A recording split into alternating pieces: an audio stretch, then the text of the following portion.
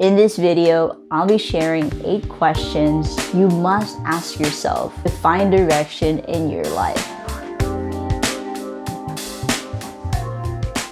Hi folks, my name is Vin and I use they, them, theirs pronouns. This is the Venn diagram, a channel dedicated to the intersection of my life experiences. This video is about the Pathless Path by Paul Millard. Thanks to this book, I have fine-tuned what I want to create and how I will accomplish these things. This process took me a year, but great things take time. Am I right? Of course I'm right. Especially because of this book, I urge you, and this could be really counterintuitive to what you've heard in the past, but don't rush the path you are on or the path that you are trying to be on. Let's dive in. Also, don't forget to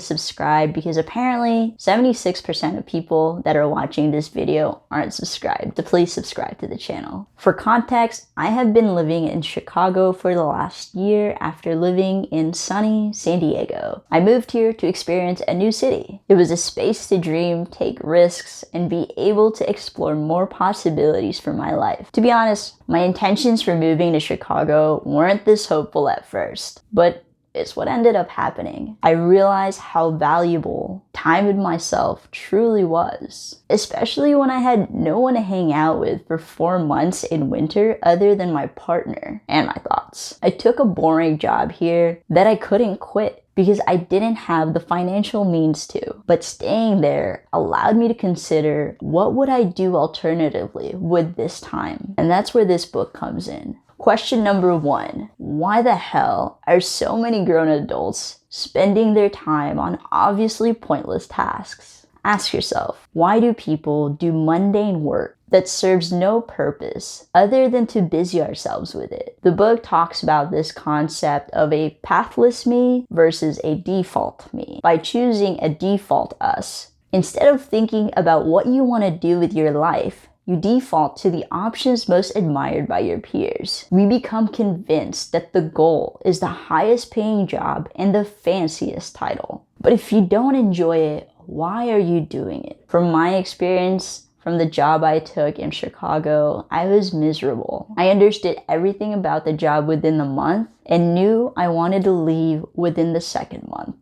I didn't learn anything except how boring government jobs are. Boring! I hated the feeling that I had to sit there, follow these rules, and stay in a gray cubicle with nobody talking to me. I hated that I had to stay there to have more experience on my resume with the title the job provided me. I saw my colleagues with new eyes. Are they happy? What kind of pain or challenges are they dealing with? Is this how they want to be spending their time? When I finally left that job, several people told me, wow, I want to leave so I can find something more meaningful. And it made me so sad to hear that they were willing to give up their most precious resource, their time, for a job that they didn't like. So ask yourself, what are the pointless tasks you have convinced yourself demand your time and energy, and why are you still doing them? Question number 2,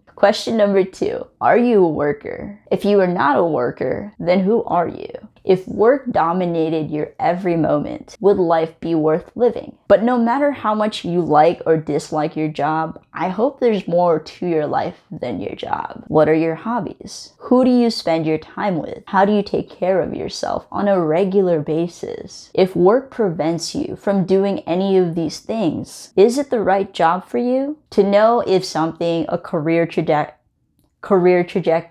a vertical move in the corporate ladder is for you, ask the spouses or significant others of the people in those positions you desire. They will give you the most honest answer about what their partner's life is actually like. The reality was that I never bought into the wage-based mentality and could never fully commit to placing work at the center of my life. I would rather have a job that allows me to do the things that I love doing on my free time. I'm still not sure what building that life looks like for me, and that's okay. Which is a great segue into the next question. How do you design a life that doesn't put work first? How do you shift focus away from your career towards the things that are most important? And please know that it's never too late. I have had friends primarily focused on their career since college, and that's not a bad thing. I focused a lot on friendships and romantic relationships, and I am only now figuring out my career and long-term goals. When some of my friends have been in their careers for 7 years. As the book says, nothing good gets away as long as you create the space for it to emerge.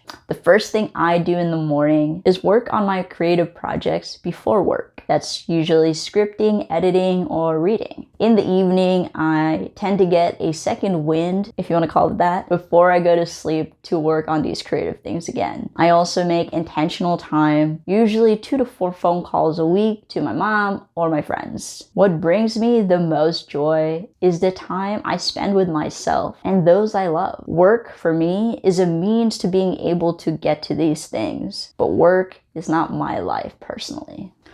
Question number 4. What do you define as a leader? A leader allows you to find direction. If you know what you need in a leader, you will have a guide for life. Good mentors, leaders, and managers have failed more times than you. In theory, they have also succeeded more than you. This access to them is necessary for your success. You could work for certain companies because of the impact they are making on society. Maybe it's their company culture that is leading the industry. For me, a good leader is one that is willing to be wrong and change. A good leader is also someone who is empathetic and understanding. A leader who is firm and knows how to level with you through boundaries and their own experience is invaluable. These are the qualities I look for in a leader because these are the qualities I want to embody. Question number 5. How are you complicit in creating the conditions you say you don't want? This is a tough one. If you felt a little attacked, I did too when I first read it. As I walk into offices, through factories and stores, I often find myself looking into the expressionless faces of people going through mechanical motions. They are people whose minds are stunned and slowly dying. This quote was exactly how I felt in that job that I described earlier. No one spoke to each other, even though there were over 200 people in the same few rooms. Cubicles of America, hello. The book is asking, what are small changes you have control over? Sometimes I have 2 minutes in a grocery store line to work on something, or 2 hours before work. These are the conditions I do have control over. The average American watches 12 hours of TV a week. I watch 2 to 5, and the rest goes to my creative project. Americans spend an average of 5 hours on the phone daily. I have a time limit on the apps that distract me the most, Instagram, and that cuts my phone screen use time to 2 hours daily. These changes might seem small, yet these are the conditions that we blindly give our time to because we're tired and need a break from our work. It's not about the drastic changes. It's implementing tiny ones to improve your life that will get you to your desired path. Question number 6.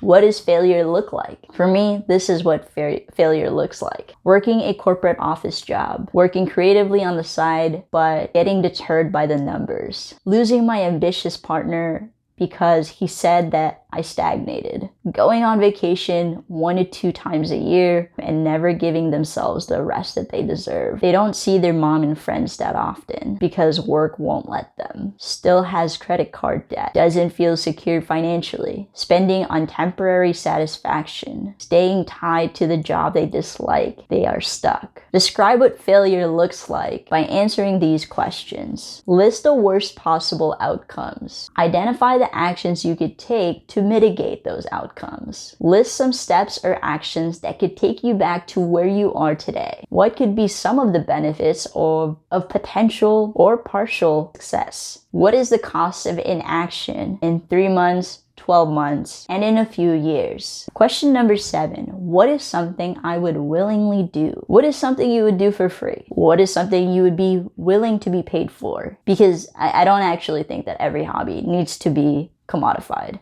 or turned into a side hustle. Ask yourself, what matters? I got family. Why do we work? What is the good life? What holds people back from change? How do we define work that brings us alive? I want to spend as much time as I can reading. I want to teach people what I learn. I want to help people understand themselves better. I want to improve my writing. I am super down to get paid for all of this. Currently, none of these things make me money. It's great, honestly, not being paid for this right now because I don't have a dependency to it yet. And I'll see how my relationship with these things changes, but I don't expect that happening for, a couple more years. More will be revealed later. Question number 8, what is your enough? The concept of enough is knowing what it would take for you to be happy without wanting for more. On the Pathless Path, the goal is not to find a job, make money, build a business, or achieve any other metric. It's to actively and consciously search for the work you want to keep doing. Right now, enough for me doesn't mean increasing view count, downloads, or income from affiliate links. But definitely check the description if you want my green smoothie for $1.50